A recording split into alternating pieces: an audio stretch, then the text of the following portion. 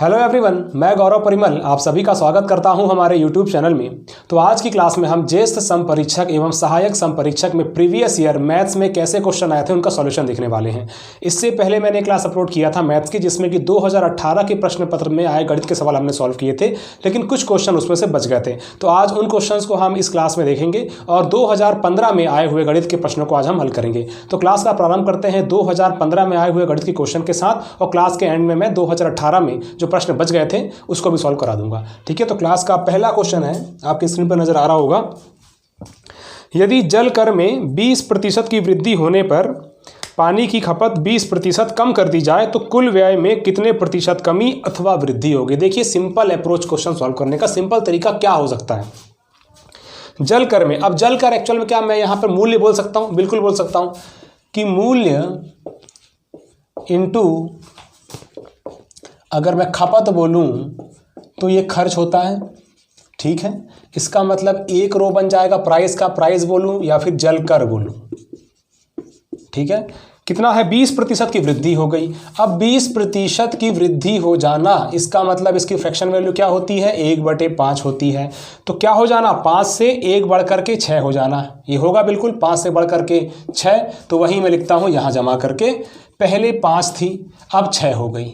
ठीक है, जल कर में 20% की वृद्धि हो गई तो माना कि रेशियो में जल कर पहले 5 लगता था, अब वो 1 बढ़ चुका है।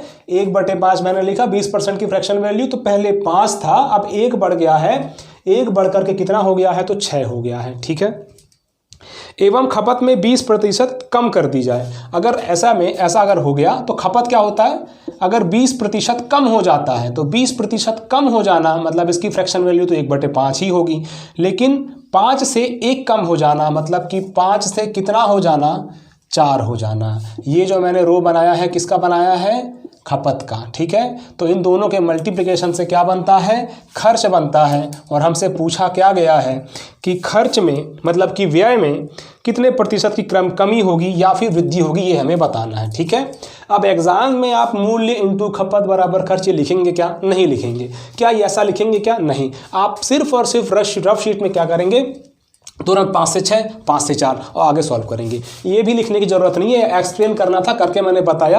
अपवर्ड डायरेक्शन में एरो की वृद्धि हो रही है, डाउनवर्ड डायरेक्शन में एरो की कमी आ रही है, इस चीज़ को। ठीक है, पेपर में तो मात्र 5 से 6, 5 से 4। अब देखिए क्या हो जाएगा, ये पहले 25 था। ठीक है, 6 चौके अब क्या हो जाएगा, 24 हो गया। पहले खर्च 25 रेशियो हो रहा था, या समझने के लिए कि ये समझो कि पहले 25 रुपये हो रहा था, समझने के लिए। अभी वह खर्च कितना रुपए हो रहा है, 24 रुपये खर्च हो रहा है। तो क्या हो रहा है, कमी आ रही है कि वृद्धि हो रही है, तो कमी। तो हमें ऑप्शन में कमी देखना है, वही हमारा आंसर होगा। ठीक है ना। अच्छा, तो ऐसा तो नहीं होगा कि मात्र एक और केवल कमी देख करके हमने आंसर कर दिए, हमको वैल्यू भी पूछा जाएगा ना कि कितने प्रतिशत कमी हो रही है, बताइए। अगर मान लो कभी ऐसा हो गया कि 3 ऑप्शन वृद्धि वाले मिले, केवल 1 ऑप्शन कमी वाला मिला, तो बिल्कुल कमी को आंसर क्या वैल्यू है उसको देखे बिना भी राइट मार सकते हैं, लेकिन ऐसा इतना सिंपल आता नहीं है। ठीक है, अगर आपको 2 ऑप्शन में कमी नजर आ रहा है तो बिल्कुल फाइंड आउट कीजिए कितने की कमी। तो कितने की कमी, 25 में 24, 1 की कमी, 1 की कमी। किसके, कभी भी रिस्पेक्ट किसके रिस्पेक्ट में करते हैं हम, किसके सापेक्ष करते हैं, तो प्रीवियस वैल्यू मतलब कि पहले 25 था उसके सापेक्ष। अब प्रतिशत में पूछा जाता है तो 100 से गुणा, इसका मतलब क्या हो जाएगा, ये 4% की कमी हो जाएगी, किसमें, खपत में, खर्च में या फिर व्यय में, और ये 4% की कमी आपका आंसर हो जाएगा। क्लियर है। चलिए अब इसके बाद हम बढ़ते हैं अगले क्वेश्चन की ओर। अगला क्वेश्चन क्या है, इससे पहले कि आपको जानकारी तो वैसे होगा ही कि ज्येष्ठ संपरीक्षक सहायक संपरीक्षक की टेस्ट सीरीज हमारे ऐप में लॉन्च कर दी गई थी काफ़ी समय पहले, और उसके टेस्ट लगभग एक लास्ट टेस्ट अपलोड होना बचा हुआ है जो कि क्रिसमस के दिन अपलोड हो जाएगा। तो आपको एक पूरा सेट मिल गया क्वेश्चन का, उसे सॉल्व कीजिए। पेपर का लेवल बिल्कुल ऐसा ही दिया गया है जैसा कि पेपर में आता है। ठीक है, अब मैं ये नहीं बोलूँगा कि सेम टू सेम क्वेश्चन उठ करके आएगा, लेकिन हाँ आपको लेवल ऑफ द क्वेश्चन बिल्कुल टच करेगा एग्जाम में। ठीक है, उससे वो करना क्या है, आपको भूपेंद्र मिश्रा ऐप में जाना है, और ऐसा भी नहीं सोचेंगे कि बिल्कुल हम टेस्ट सीरीज़ दे दिए तो हमारा काम खत्म हो गया। आप जितनी ज़्यादा तैयारी कर सकते हैं उतनी ज़्यादा तैयारी कीजिए। कंपटीशन बहुत हाई है, आपको बहुत ज़्यादा मेहनत करना पड़ेगा अगर आपको बिल्कुल ये सिलेक्शन लेना है तो भूपेंद्र मिश्रा ऐप में जाइए और वहाँ पर आपको टेस्ट सीरीज के साथ साथ अलग अलग प्रकार के भिन्न भिन्न कोर्स आपको मिल जाएंगे। वहाँ पर समस्त कोर्सेस में 25% का डिस्काउंट चल रहा है। टेस्ट सीरीज जो 149 की हुई करती थी, अभी वह आपको 111-112 रुपये के आसपास मिल जाएगा। आपको 3000 वाला जो कोर्स है, 2999 वाला जो कोर्स है, वो आपको भी 25% ऑफ इसमें भी मिलेगा। चाहे वो मैथ्स रीजनिंग वाला कोर्स है जो कि 1499 में था, अभी उसमें भी 25% का आपको क्या है डिस्काउंट मिल रहा है। क्रिसमस ऑफर चल रहा है। कूपन कोड क्या है? तो क्रिसमस है। क्रिसमस कूपन कोड आपको वहाँ नज़र आएगा, इसको यूज़ करेंगे 25% ऑफ। ठीक है, तो टेस्ट जितना चाहे मतलब जितना देंगे, मल्टीपल टाइम दीजिए। ठीक है, जितना देखेंगे, सॉल्यूशन देखेंगे, कहीं कुछ गलती है तो उस पर काम करेंगे, तब जाकर के कहा जाएगा कि हाँ तैयारी में आपने अच्छा समर्पण भाव दिखाया है। अब चलिए आगे बढ़ते हैं। पेपर का लेवल जो रहेगा आपको टेस्ट सीरीज से बिल्कुल मिलता जुलता ही मिलेगा। ठीक है ना। मैंने एक टेस्ट सीरीज थोड़ा सा, अभी जो 5वां टेस्ट सीरीज दिया है, थोड़ा सा मैथ्स का क्वेश्चन अच्छे लेवल का क्वेश्चन रखा है, ताकि अगर पेपर में लेवल अप भी होता है तो आपको पहले से एक प्रैक्टिस हो कि किन क्वेश्चन को पकड़ना है, किन को छोड़ना है, या फिर जिनको सॉल्व करना है तो कैसे सॉल्व करना है वह भी आपको सीखना जरूरी होगा। पेपर से निकलने के बाद जो पछतावा होता है वो आपको ना मिले, इसीलिए यह सोच करके जाइए कि पेपर का लेवल कभी भी अगर अप हो भी गया तो तैयारी हमारी कमजोर ना पड़े। नेक्स्ट क्वेश्चन, एक पेड़ की ऊंचाई में प्रतिवर्ष 1/8 गुना वृद्धि होती है। पेड़ की ऊंचाई में 1/8 गुना वृद्धि होती है। इसका मतलब क्या है? 1/8 गुना वृद्धि हो जाना मतलब 8 से क्या हो जाना? 8 से 9 हो जाना। समझिए, 8 का अगर मैं 1/8 गुना करूंगा तो कितना हो जाएगा? 1 आएगा। तो 8 में 1 जोड़ा तो 9 आया, ऐसे समझ लीजिए। या फिर इतना लंबा करने से अच्छा है, वृद्धि बोला है 1/8 गुना, पहले 8 था, 1 बढ़ गया, कितना हो गया? 9 हो गया। मतलब पेड़ की ऊंचाई पहले 8 रेशियो थी, अब 9 रेशियो हो गई है। ठीक है, मेरे मैक्सिमम क्वेश्चन रेशियो से सॉल्व इसलिए होते हैं क्योंकि समय कम लगता है, और पेपर में वही काम हमारा टारगेट है कि समय कम से कम समय देना पड़े हमें मैथ्स में, क्योंकि बहुत सारे क्वेश्चन हैं। यदि पेड़ की वर्तमान ऊंचाई 64 सेंटीमीटर हो तो 2 वर्ष के बाद इसकी ऊंचाई, मतलब कि ऐसा नहीं है कि एक वर्ष हुआ 1/8 गुना हुआ तो दूसरे वर्ष का दिया नहीं है। मुझे यहाँ पर पहले वर्ष का दिया है 1/8 गुना और दूसरे वर्ष का भी दिया है 1/8 गुना, मतलब दूसरे वर्ष भी वह ऊंचाई 8 से 9 हो जाएगी। देखिए कैसे कैसे बनता है क्वेश्चन। देखिए 1/8 गुना हो जाती है, इसका मतलब 8 से 9 गुना हो गया। दूसरे वर्ष भी 1/8 गुना, मतलब 8 से 9 फिर से हो गया। तो ये दोनों वर्षों में कितना हुआ? ये हो गया 64, ये हो गया 81। पहले वह 64 रेशियो थी उसकी ऊंचाई, अभी 81 रेशियो उसकी ऊंचाई हो गई है। तो इन दोनों में से एक ना एक वैल्यू हमें पेपर में दी गई होती है। तो यहाँ क्या दिया है? यदि पेड़ की वर्तमान ऊंचाई 64 सेंटीमीटर हो तो क्या है? गुना वृद्धि हो। यदि पेड़ की वर्तमान ऊंचाई 64 सेंटीमीटर हो तो 2 वर्ष के बाद इसकी ऊंचाई कितनी होगी? 64 सेंटीमीटर दी गई है। कितना सेंटीमीटर है कि मीटर है? सेंटीमीटर है। रेशियो में 64 और एक्चुअल में भी 64, मतलब कि एक रेशियो बराबर कितना हो जाएगा?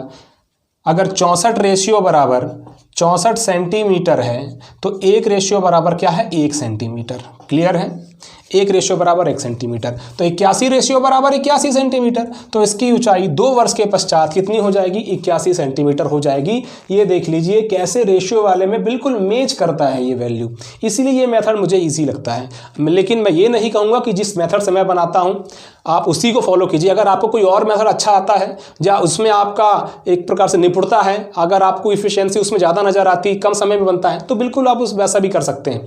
लेकिन मेरे हिसाब से, और जो मैंने अपने जितने भी क्लासेस लिया हूँ मैथ्स में, रेशियो मेथड मैंने बहुत लगाया है, क्योंकि इसमें क्वेश्चन हमको नज़र आता है। 8×8 64 नज़र आ रहा है तो 64 = 64, एक रेशियो की वैल्यू मिली, अगली वैल्यू आप आसानी से निकाल सकते हो। ठीक है, चलिए नेक्स्ट।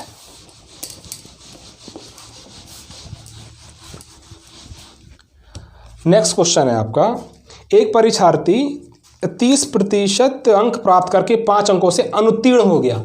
मतलब कि 30% अंक आया और 5 अंकों से अनुत्तीर्ण हो गया, मतलब उसका अगर 5 अंक और आ जाता तो वो पास हो जाता। मतलब इस 30% अंक में इसमें मैं 5 जोड़ दूं, ये तो प्रतिशत है ना, ये अंक है, तो ये क्या है? एक प्रकार से क्या बन जाएगा? पासिंग मार्क बन जाएगा कि नहीं बनेगा? बताओ। बनेगा। 30% लाया, ठीक है, वो प्रतिशत उसका 30% लाया, लेकिन अगर वो 5 नंबर और पाता तो पास हो जाता। एक अन्य विद्यार्थी जो 40% अंक प्राप्त करके 10 अंक से अधिक प्राप्त करता है। मतलब कि यह 40% लाता है दूसरा विद्यार्थी, लेकिन जितना पासिंग मार्क चाहिए था उसमें से 10 ज़्यादा ला लिया। इसका मतलब अगर वह 10 नंबर कम भी लाया होता तो वह पास हो जाता है कि नहीं। 40% लाया और देखा जाए तो उसका 10 नंबर अधिक था। किससे अधिक था? पासिंग मार्क से अधिक था। ठीक है, किससे अधिक था? पासिंग मार्क से अधिक था। तो अगर मान लो उसका 10 नंबर कम भी आता तब भी वह पास कहलाता। तो ये वाला भी क्या है? पासिंग मार्क है। क्लियर है? अच्छा, किसी भी पेपर में क्या ऐसा कभी होता है कि दो स्टूडेंट बैठे हैं और दोनों के लिए पासिंग मार्क अलग अलग है? मतलब कि अगर 100 नंबर का पेपर है और 33 नंबर मान लो पासिंग मार्क है, तो सभी के लिए 33 नंबर पासिंग मार्क होता है। तो यहाँ पासिंग मार्क क्या है? इक्वल हो जाएगा। बस आपका क्वेश्चन सॉल्व हो जाएगा। हमें निकालना क्या है? उत्तीर्ण होने के लिए आवश्यक न्यूनतम अंक कितने हैं, मतलब वही पासिंग मार्क ही हमसे पूछ रहा है। ये दोनों बराबर हो जाएगा। ठीक है ना?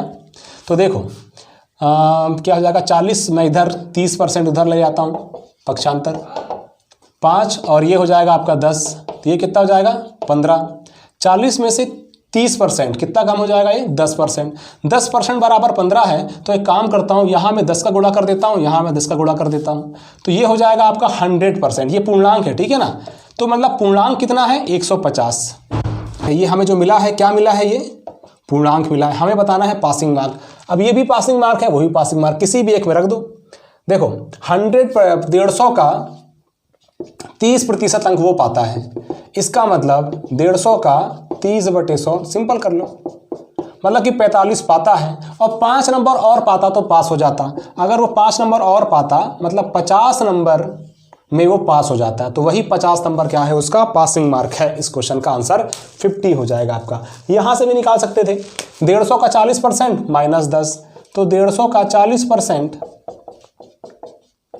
15 चौके 60 नंबर पाया है, लेकिन 10 नंबर अधिक पाया है पासिंग मार्क्स से। तो 10 कम करके देख लो, 50 आएगा, वही जो यहाँ आया था। ठीक है ना? तो ये हुआ आपका सॉल्यूशन। एक और क्वेश्चन 2015 का क्वेश्चन है ये, जो आपका सीजी ऑडिटर जेस संपरीक्षक सहायक संपरीक्षक में पूछा गया था। लेवल क्वेश्चन का ठीक ठाक ही रहेगा, कुछ इजी मिलेंगे, कुछ टफ मिलेंगे, कुछ मॉडरेट मिलेंगे। अगला क्वेश्चन है, कोई व्यक्ति अपनी आय का 75% खर्च करता है तो उसकी आय में 20% की वृद्धि होती है, तो उनके खर्च में 15% की वृद्धि होती है। उस व्यक्ति की बचत में वृद्धि बताइए। देखिए, आय का 75% खर्च करता है।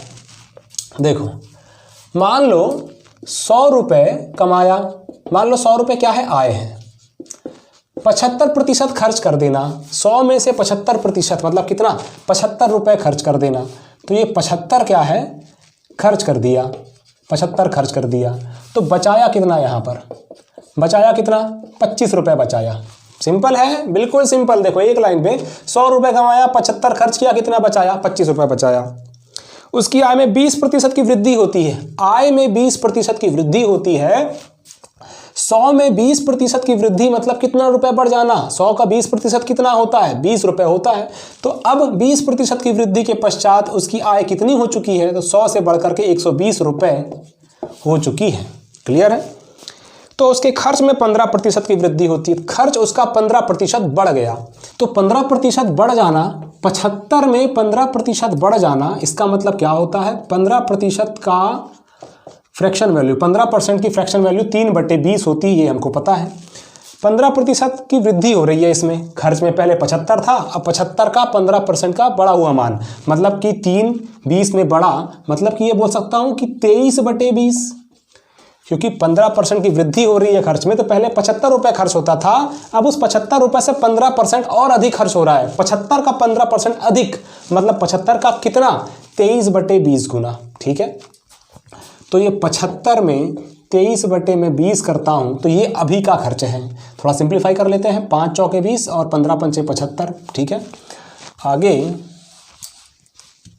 या फिर उसको इस प्रकार से बोल सकते थे, 75 का 15% बढ़ जाना मतलब कि 115% हो जाना। 115% कहने का मतलब 115/100। अल्टीमेटली वो वैसे ही आता। ठीक है ना? अगर मैं इसको काटूंगा तो ये 23 पंचे होता है और ये अपना 20 पंचे क्या हो जाएगा? 100 हो जाएगा, मतलब कि ये 23/20 ही हो जाएगा। ठीक है? वही है। चलिए, तो इसको सिंप्लीफाई कर लेते हैं। 15 × 45 का 5 हासिल आई 4, 15 दूनी 30, 4 34 और 34/4, मतलब कि 4 8 32 और 2 और 5, 4 छक्के 24, 1 तो 4 दूनी 8, 2 बचेगा तो 4 पंचे 20, तो 86 रुपये 25 पैसे। तो मैं एक काम करता हूँ, इस सबको रफ करके 86 रुपये 25 पैसे यहाँ लिख देता हूँ। 86 रुपये 25 पैसे ये अभी खर्च है। तो बचत कितनी होगी? 120 रुपये आय है, 86 रुपये 25 पैसे अगर क्या है खर्च है, तो बचत कितनी होगी? तो निकाल लेते हैं इन दोनों का डिफरेंस, यही होगा। आय में से खर्च को माइनस कर दो तो बचत मिल जाएगी हमें। तो 120 में से 86 रुपये 25 पैसे हमें माइनस कर देना है। तो 100 में 25 गया तो कितना जाएगा? ये 75 हो जाएगा। ये 119 में से 86 गया तो ये जाएगा 9 में से जाएगा 3 और ये आपका हो जाएगा 11 में, मतलब 33 रुपये 75 पैसे। तो 33 रुपये 75 पैसे मतलब कि इतने रुपए अभी की बचत है। आंसर क्या देना है, क्या निकालना है इसमें? हमें इसमें बताना था उस व्यक्ति की बचत में वृद्धि कितनी हुई है। कितनी हुई है भैया? देखो 25 से 33.75 हो जाना, कितना बढ़ जाना, कितना बढ़ जाना देख लो, 25 8 33, मतलब कि 8 रुपये 75 पैसे बढ़ गया। उसकी बचत 8 रुपये 75 पैसे की में वृद्धि हो चुकी है। 8 रुपये 75 पैसे कितनी प्रतिशत की वृद्धि हुई है? तो प्रीवियस वैल्यू क्या है इससे? 25 है, 25 से डिवाइड कर दो और अगर हमको प्रतिशत में बताना है वृद्धि तो 100 से गुणा कर दो बस। ये देखो इस दशमलव को हटाओ, यहाँ पर 2 जीरो लगाना पड़ेगा, दशमलव के बाद 2 अंक थे तो, और ये 100 बैठा है काटने के लिए। ठीक है, ऐसे ही क्वेश्चन आते हैं एक दूसरे को काटने के लिए पेपर में। अब ये 25 है तो सीधे 25 से 25 दिया 75 हो जाएगा, 12 बचेगा, 5 दिख रहा, 12 5 125, मतलब कि 25 पंचे 125, तो 35% की वृद्धि ये हो जाएगा इस क्वेश्चन का आंसर। ठीक है ना? तो उसके बचत में कितने प्रतिशत की वृद्धि हुई है? तो 35% की वृद्धि हुई है और ये है इसका एक अच्छा सा सॉल्यूशन। ठीक है, बहुत ही सिंपल वे में रुपए मान करके सॉल्व करो, सिंपल। चलिए आगे बढ़ते हैं। तो 35% की वृद्धि हुई है उसके बचत में। अगला क्वेश्चन है, यदि किसी धन का 12% वार्षिक दर पर 2 वर्ष के चक्रवृद्धि ब्याज तथा साधारण ब्याज का अंतर 180 रुपये। सिंपल है, डिफरेंस हम जानते हैं PR/100 इसका स्क्वायर। ठीक है ना? तो क्या करना है हमको? मूलधन ज्ञात करना है। 180 रुपये इसका डिफरेंस दिया है, P हमको निकालना है। R कितना है? 12% है। R है 12%, सीधे 12/100 कर दो और ये तो P निकल जाएगा। फिर क्या बचा इसमें? कुछ नहीं। तो कैसे करेंगे इसको? देखो कभी भी ऐसा आता है तो एकदम ऐसा 144 मत निकाल लिया करो, मतलब कि स्क्वायर मत ले लिया करो। आप क्या किया करो? P × 12 × 12/100 × 100, ठीक है ना? और 180, और ज़्यादा बेटर है तो एक ही बार में यहाँ ला लेते। तो ये 180 × 100 × 100 डिवाइड बाय 12 × 12 आपका P आ जाएगा। इसको सॉल्व कर लो। तो 12 × 15, ये 15 बार में जाता है ना, 12 × 15 180 होता है। अब 3 चौके और ये 3 पंचे, अब ये 4 25, तो 25 पंचे 125, तो 125 में डबल जीरो दिख रहा है, 2 जीरो लगा दो, चलो हो गया मूलधन। ठीक है ना? 12,500 रुपये, मतलब 12,500 इसका मूलधन था। चलिए आगे कौन सा क्वेश्चन है देखते हैं। फिर 2018 के भी कुछ क्वेश्चंस बचे हुए थे, उसके भी सॉल्यूशन देखना है हमें। नेक्स्ट क्वेश्चन आपका एक परीक्षा में अंशुल ने अंग्रेजी में विज्ञान से दुगने अंक लिए। एक परीक्षा में अंशुल ने अंग्रेजी में, मतलब कि अंग्रेजी मतलब मैं ई लिख देता हूँ, इंग्लिश में विज्ञान से दुगने अंक लिए। इसको मैं साइंस कर देता हूँ। ठीक है ना? मतलब कि मैं ये बोल सकता हूँ कि 2:1 है। इंग्लिश में साइंस से दुगने अंक प्राप्त करना, मतलब कि अगर ये 1 रेशियो प्राप्त करता है तो ये 2 रेशियो प्राप्त करेगा। सिंपल बिल्कुल।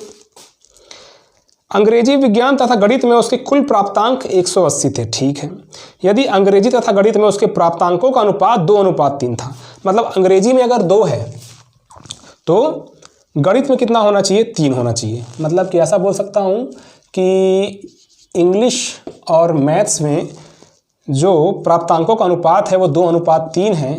तो इसको कैसे जमाएं हम?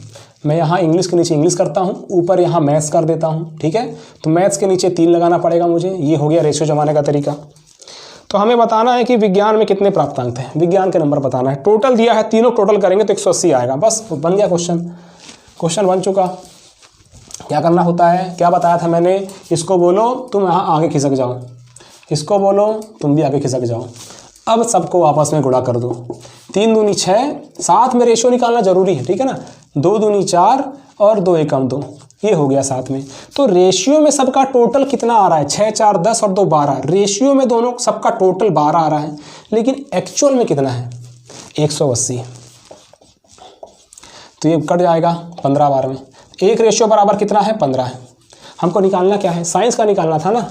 2 रेशियो बराबर कितना हो जाएगा 15 दूनी 30, 30 आपका करेक्ट आंसर हो जाएगा, ठीक है ना। सिंपल सॉल्यूशन है, इस तरीके से सॉल्व करना था। ऐसे सॉल्व करेंगे तो समय बचेगा, और अगर वो बचपन वाला मेथड लगाएंगे तो फिर लास्ट में 10 क्वेश्चन ऐसे छोड़ के आएंगे जो हमसे अच्छे से बन सकते थे, ठीक है। कई बार होता है पेपर में, पेपर देख कर निकलते हैं, क्वेश्चन पेपर अच्छे से पलटते हैं, अरे ये छूट गया, ये भी छूट गया। 10 से 15 क्वेश्चन का मार्जिन हो जाता है, जो कि डिसाइडिंग फैक्टर हो जाता है फिर क्वालिफाई और डिसक्वालीफाई होने वाले स्टूडेंट्स में।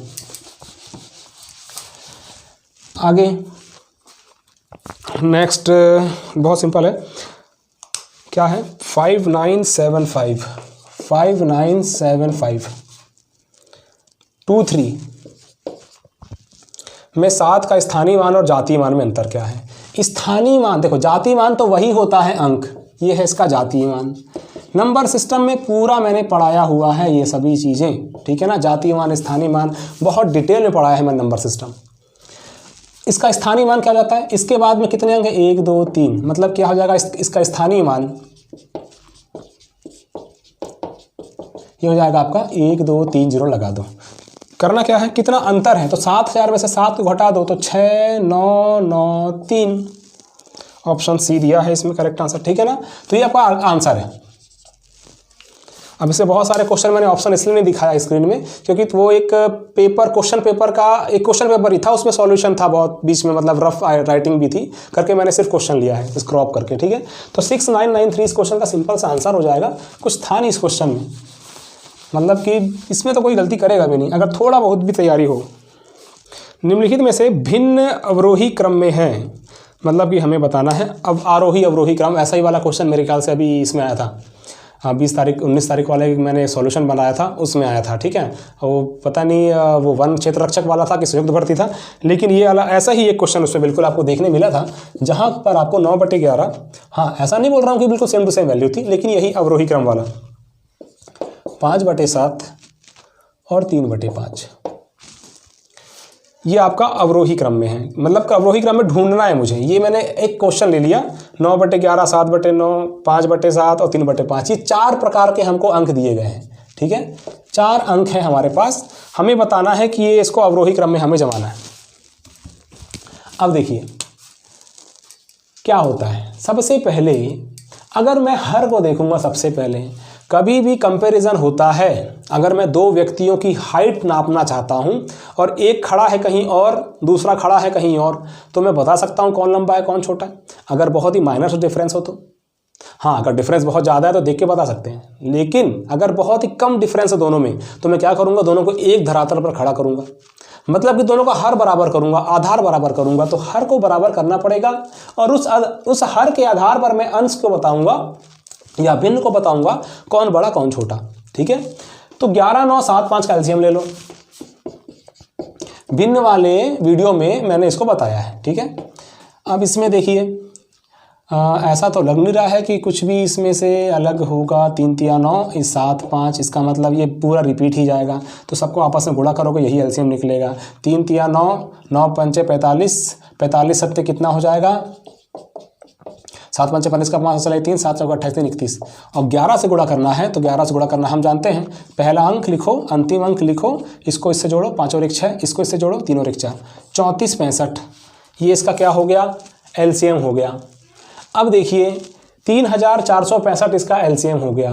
अब मैं यहाँ पर क्या करूँगा, अगर मैं देख रहा हूँ इतना बड़ा अंक मुझे एलसीएम के तौर पर मिल रहा है, तो फिर ये वाला मेथड आपको बड़ा हो सकता है, लेंदी हो सकता है, ये पहला मेथड। देखिए मैं चाहे तो उसको डायरेक्टली 0 भाग दे करके अंकों में कंपैरिजन करना सिखा देता, लेकिन संयुक्त भर्ती या फिर वन क्षेत्र रक्षक मैंने वो मेथड बता चुका है आपको कि जहां पर ऐसा आपको नजर आए भाग दो और सिंपल सा आप उसमें पॉइंट में फिर कंपैरिजन कर लो, लेकिन ये मेथड भी पता होना चाहिए। अब फिलहाल तो एलसीएम बहुत बड़ा अंक आ गया करके मैं इसके साथ आगे नहीं बढ़ूंगा, लेकिन अगर छोटा अंक आता तो मैं हर अंश को भी उसी अंक में बनाने के लिए किसी संख्या का गुणा करता।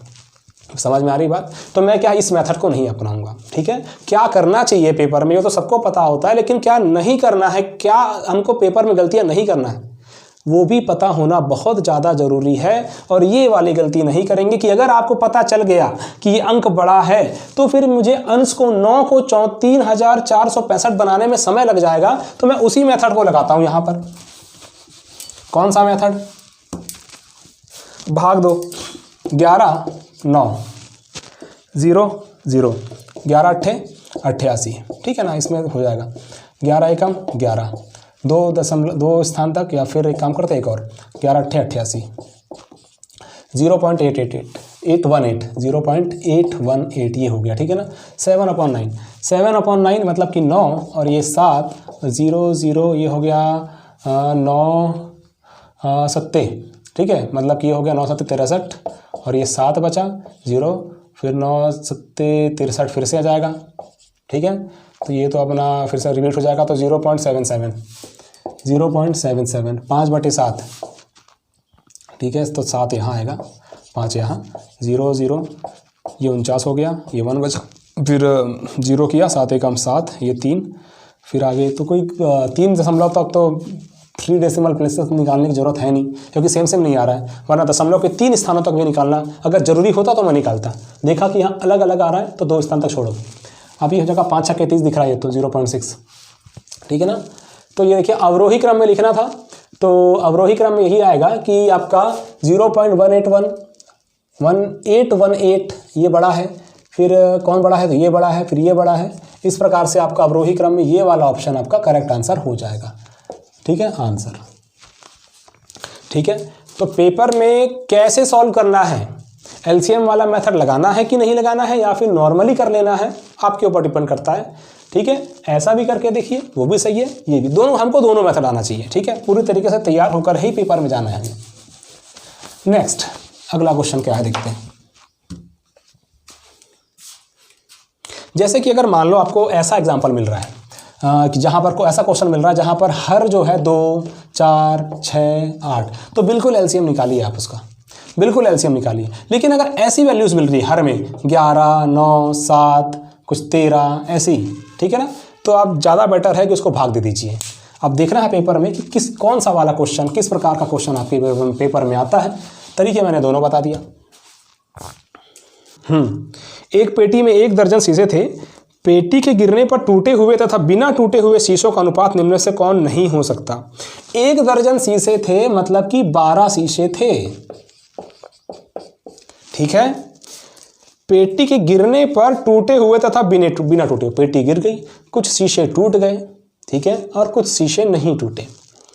तो हमें बताना है टूटे हुए और बिना टूटे हुए के बीच रेशियो क्या हो सकता है, ठीक है, क्या नहीं हो सकता ये बताना है। देखिए ऑप्शन देखिए, 2:1, 3:1, 3:2 और 7:5।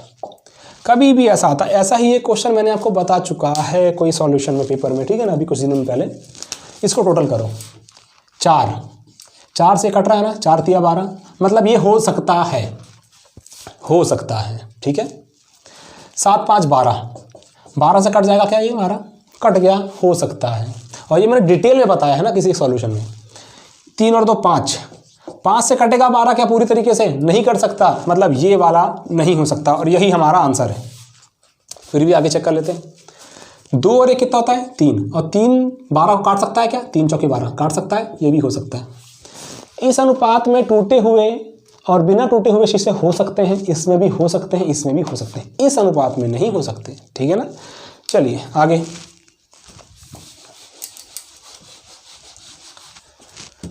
नेक्स्ट क्वेश्चन, 2 विभिन्न बैंकों द्वारा राशि 500 पर 2 वर्ष में प्राप्त ब्याज का अंतर 2.50 मतलब कि 2.5 रुपये है।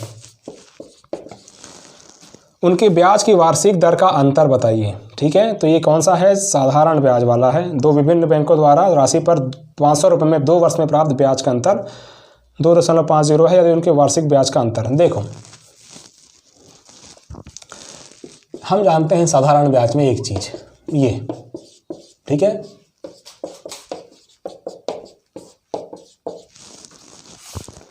500 रुपये पर 2 वर्ष में ब्याज का अंतर, मतलब कि ये एक पहला ब्याज है, I1 बोल देता हूँ, इंटरेस्ट 1, ये होता है I2 इंटरेस्ट 2। तो I1 माइनस I2 बराबर कितना है? तो 2.50, मतलब कि 2.5 रुपये है। अब ये 2 वर्ष का है, तो मैं ये बोल सकता हूँ कि ये समय कितना है? 2 वर्ष है। समय कितना है? 2 वर्ष है। और कुछ 500 रुपये पर, तो P कितना है? 500 रुपये है। P कितना है? 500 रुपये है। ठीक है, तो वार्षिक दर का अंतर, मतलब कि हमें R1 और ये R2 ऐसा बोलता हूँ, इनका डिफरेंस दिया है हमें। ठीक है, तो देखो इन दोनों में अगर एक्चुअल में यही तो है ना, यही तो है, ठीक है, सेम वही है, तो इसको मैं हटा देता हूँ यहाँ से। क्या कॉमन निकल जाएगा? तो 500 निकल जाएगा, 2 निकल जाएगा, 100 निकल जाएगा। ठीक है, तो 500 गुणित 2/100 ये हो जाएगा आपका R1 माइनस R2 बराबर 2.50।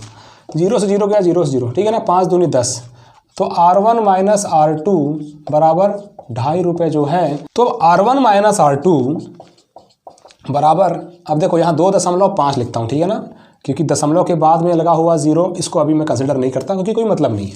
2.5 लिखो या 2.50 लिखो, एक ही मतलब है। तो ये 10 आ जाएगा नीचे।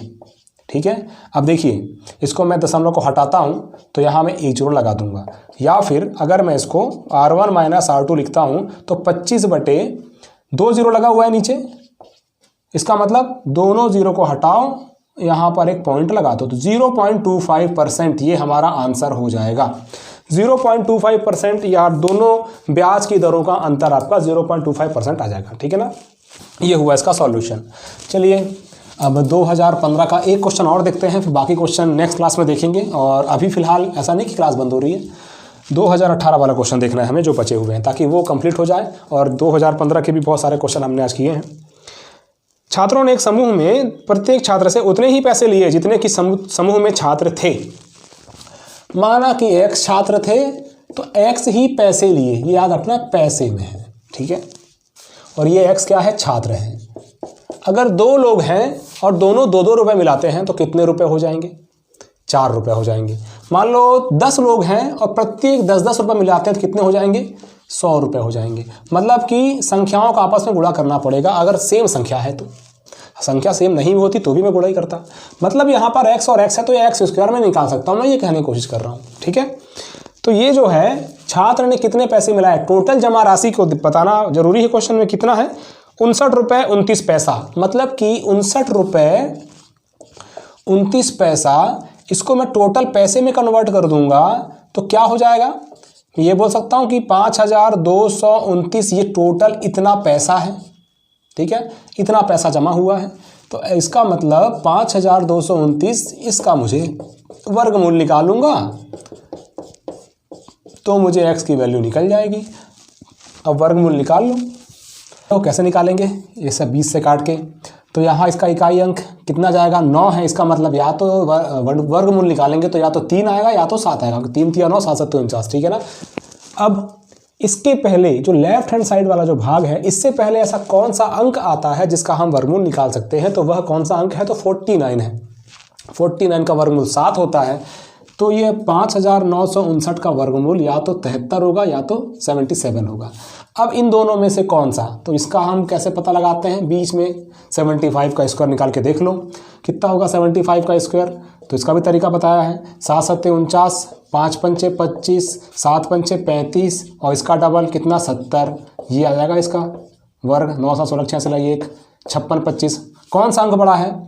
अगर इस अंक से कंपेयर किया जाए तो ये वाला अंक बड़ा है, इसका मतलब 77 होगा इसका वर्गमूल। ठीक है, अगर मैं इसको आधार मानते हुए कंपेयर करूं तो ये वाला अंक मुझे बड़ा नज़र आ रहा है, तो यहाँ पर इन दोनों में कौन सा बड़ा अंक है? 77 है। तो x बराबर 77, मतलब कि 77 लोग थे और यही आपका, मतलब 77 छात्र थे और यही आपका आंसर है। क्लियर है? तो 77 लोग 77 पैसे जमा करते हैं, तो टोटल 59 रुपये 29 पैसे की धनराशि जमा होती है।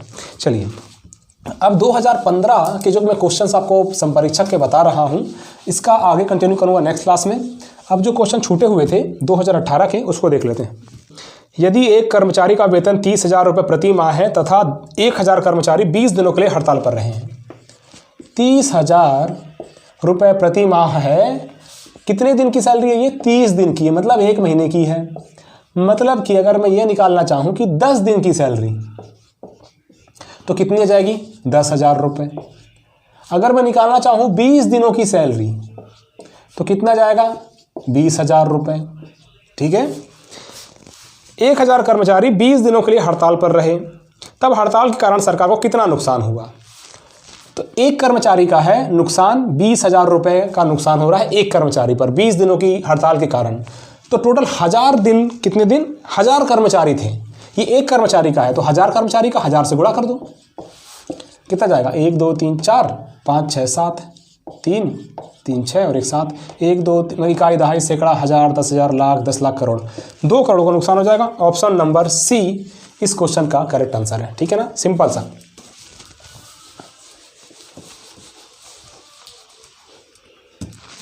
नेक्स्ट क्वेश्चन है, एक भिखारी पुनर्वास कैंप का अनुमान है कि प्रति भिखारी प्रतिदिन खर्च ₹50 है।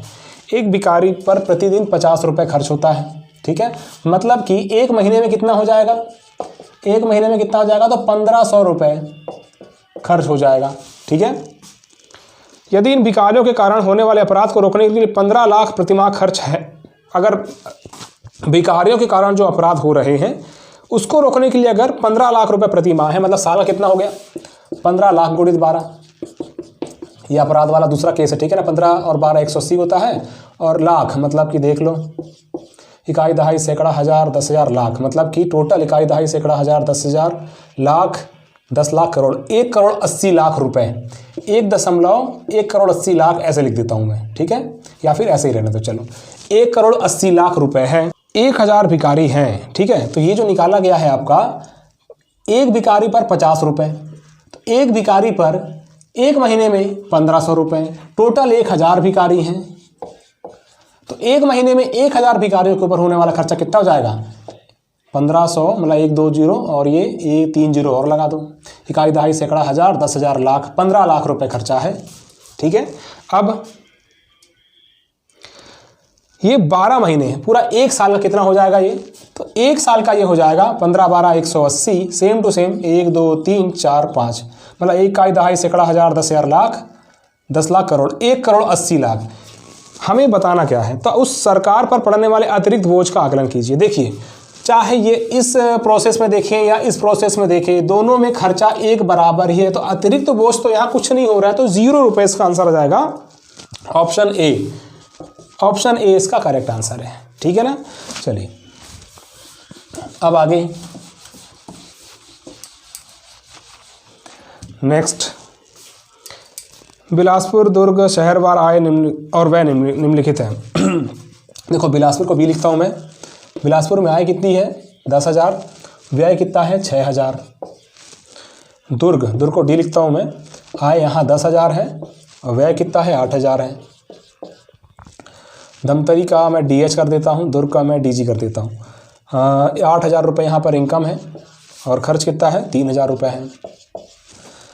रामानुजगंज को R कर देता हूँ मैं, 8,000 रुपये यहाँ पर इनकम है और 1,000 रुपये यहाँ पर खर्च है। तो हमें बताना कि अधिकतम बचत के लिए उपयुक्त स्थान कौन सा है। देखिए, अगर ऐसा देखा जाए तो इनकी आय अलग अलग है। मैं क्या करता हूँ, सबसे पहले बचत निकालता हूँ। तो बचत कितनी हो जाएगी? यहाँ पर 4,000, यहाँ पर कितनी हो जाएगी बचत? 2,000, यहाँ पर कितनी बचत हो जाएगी? 5,000। ठीक है, यहाँ कितनी बचत है? 7,000। ऐसा ही है, यही है, देख लो डाटा एक बार। हाँ, अब देखिए, डायरेक्टली अपन देख के बोल सकते हैं कि रामानुजगंज इसका करेक्ट आंसर है, लेकिन ये तो मैंने बताया कि देख करके हम ऑब्जर्व कर सकते हैं, ऑब्जर्वेशन स्किल से बोल सकते हैं कि हाँ, रामानुजगंज जो आंसर है वो हमारा करेक्ट आंसर होगा। लेकिन कभी भी आप ये गलती ऐसे क्वेश्चंस में ना करें जहां पर ऑब्जर्व करने पर आपको अंक पास नजर आ रहे हैं। वैसे तो यहाँ 7,000 रुपये बड़ा अंक है, तो हमको लग सकता है कि हाँ आंसर है। एक बार फिर भी जहाँ पर आपको बड़े क्लोज लगे ये बचत, तो क्या करेंगे, इनका आधार अलग अलग है। ये 4000 बचत निकली है तो 10,000 पे निकली है, ये 5000 बचत निकली तो 8000 पे निकली है। कभी भी ऐसा कंफ्यूजन होता है तो परसेंटेज में निकाल लो, परसेंटेज में निकाल लो किस में बचत ज़्यादा है। परसेंटेज कैसे निकाल सकते हैं हम, देखो 4000 रुपये बचत हो रही है 10,000 पे, ठीक है ना, 4000 रुपये बचत हो रही है 10,000 पे। इसका मतलब मैं ऐसे बोल सकता हूँ कि 4000 बटे 10,000, इसको निकाल लो गुणित 100, ठीक है। तो ये हो जाएगा आपका 40। यहाँ 40% बचत है, यहाँ कितनी बचत है, 40%, ठीक है। अब यहाँ पर 2000 बचत है, ठीक है ना, 2000 बचत है 10,000 पे, तो ये क्या हो जाएगा, 2000 रुपये बचत है कितने में, 10,000 पे। कितना प्रतिशत बचत है, बचत का प्रतिशत कितना है निकाल लेते हैं, 3 0 से 3 0 गया, अब ये 1 0 से 1 0 गया, मतलब कि कितना हुआ, 20% यहाँ पर बचत हो रही है। यहाँ पर 5000 रुपये बचत हो रही है 8000 पे, 5000 बचत हो रही है 8000 पे। यहाँ निकालो, 3 0 से 3 0 गया, 500 बटे 8, तो ये 4 दूनी 8, 4 25 25 5 125 बटे 2, मतलब कि 125 का आधा कितना हो जाएगा, ये तो 2 62.5। तो यहाँ पर 62.5% की बचत हो रही है, ठीक है। यहाँ पर 7000 बटे 8000, मतलब 7000 बचत है कितने में, 8000 कमाता है, 7000 बचा लेता है। तो यहाँ पर निकाल लो 700 बटे 8, या फिर 4 दूनी 8, 4 25 25 सत्ते कितना हो जाएगा, तो 25 सत्ते 175, 175 बटे 2, तो 2 अट्ठे 16, 1 2 सत्ते 14, 1 2 पंचे 10, तो 87.5%। सबसे ज़्यादा बचत का परसेंटेज मुझे कहाँ पर नज़र आया है, तो रामानुजगंज में 87.5% की बचत हो रही है, तो हमारा आंसर हो जाएगा रामानुजगंज। अब आपके मन में एक सवाल आ रहा होगा कि जब ये क्वेश्चन पहले सॉल्व हो चुका था तो फिर मैंने आपको ये मेथड क्यों बताया। अगर पेपर में ऐसी इजी वैल्यू आ गई जहाँ पर देख कर के लग रहा है अरे 8000 में 7000 बचत है, इसका मतलब यही करेक्ट आंसर होगा, तब तो बहुत अच्छी बात है।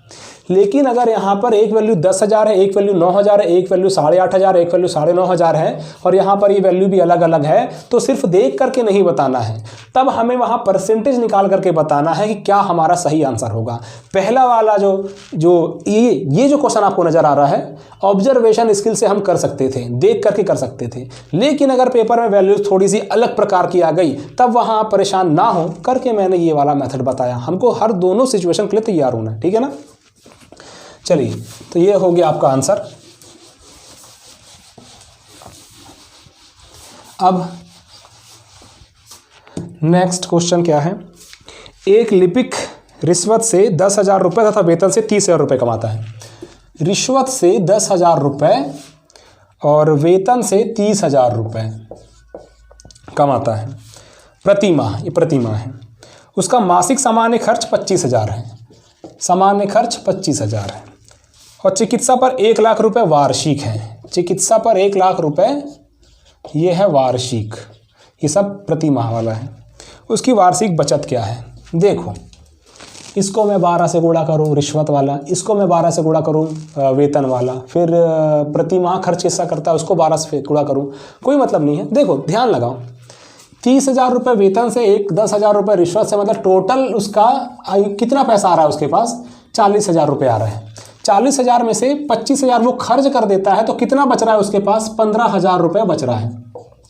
मतलब कि एक साल में कितना बच रहा है, तो ये बच रहा है आपका 15 12 180 और ये 3 0, तो इकाई दहाई सैकड़ा हज़ार 10,000 लाख, 1,80,000 रुपये उसकी बचत है।